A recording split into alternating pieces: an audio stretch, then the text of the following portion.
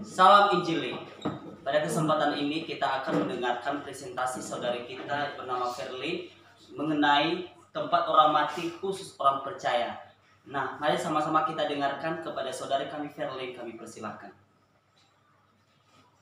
Baik, saya akan mempresentasikan hasil makalah saya mengenai tempat orang mati khusus orang percaya.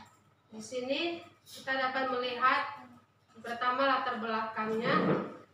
Kematian ialah perpisahan antara tubuh dan roh atau jiwa atau keadaan tubuh yang tidak memiliki roh. Kita bisa melihat dalam Yakobus pasal 2 ayat 26.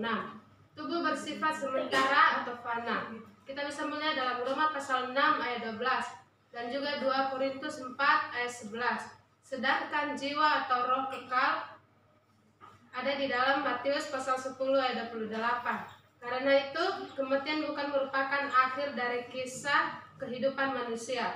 Ketika manusia mati, tubuh insanilah yang berakhir atau lenyap, sedangkan jiwa atau roh manusia tetap hidup. Jiwa orang-orang yang ada di dalam Yesus akan menerima keselamatan dan pergi ke sorga. Kita bisa melihat dalam 1 Korintus pasal 5 ayat 5.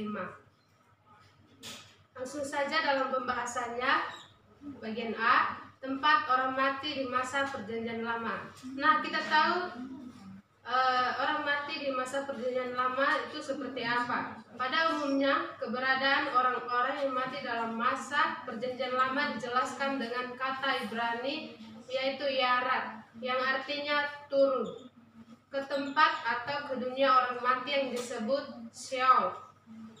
Ada dalam Kejadian pasal 37 ayat 35 dan juga terdapat dalam pasal 42 ayat 38 dan Bilangan pasal 16 ayat 33, Ayub pasal 7 ayat 9. Sheol ialah tempat orang mati yang berada di bagian bumi yang paling bawah.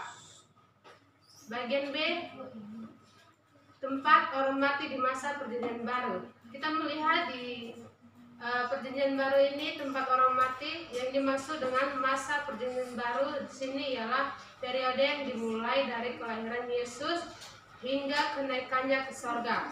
Berdasarkan bukti Alkitabiah sebelumnya, kita dapat disimpulkan bahwa Sheol yaitu tempat orang mati dalam masa perjanjian lama dan juga Hades, yakni tempat orang mati dalam perjanjian baru, merupakan tempat yang sama untuk orang-orang mati di masa sebelum kenaikan Yesus ke sorga. Bagian C, kita melihat tempat orang mati dalam masa gereja. Dalam masa gereja ini, Alkitab menegaskan bahwa orang percaya terdiri dari Israel sebagai bangsa pilihan Allah. Kita dapat melihat dalam Ulangan pasal 4 ayat 20 dan juga pasal 7 ayat 6. Dan gereja yaitu bangsa non-Yahudi yang menerima kasih anugerah keselamatan Allah melalui Kristus. Saudara dapat melihat dalam Efesus pasal 2 ayat 8 ayat sampai 9 dan juga pasal 3 ayat 6. Sebab itu gereja bukan Israel atau sebaliknya. Israel tidak identik dengan gereja. Bukti nyata dari kebenaran tersebut tampak dalam konsistensi iman gereja kepada Kristus sebagai Tuhan dan kepala gereja. Sementara itu Israel telah menyalibkan Yesus dan hingga saat ini masih tetap menolak Mesias. Kita dapat melihat dalam Yohanes pasal 1 ayat 11. Dan tempat orang mati yang ke D yaitu Firdaus. Firdaus yang disebut dalam Alkitab menggambarkan sebuah tempat yang memiliki ciri-ciri sebagai berikut. Yang pertama, tempat yang ideal untuk menikmati keindahan dan kenyamanan, di mana terdapat kebahagiaan yang sempurna untuk dinikmati, tidak ada air mata, duka cita, perang, sakit penyakit, dan penderitaan lain. Yang kedua, tempat di mana tidak terdapat dosa dan kenajisan, tentu juga tidak ada kejahatan.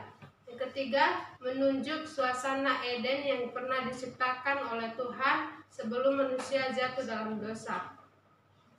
Nah, yang menjadi kesimpulan dalam makalah saya ini yaitu setelah kebangkitan dan kenaikan Yesus ke sorga, orang-orang yang percaya kepadanya akan segera menghadap Kristus di sorga ketika meninggal dunia.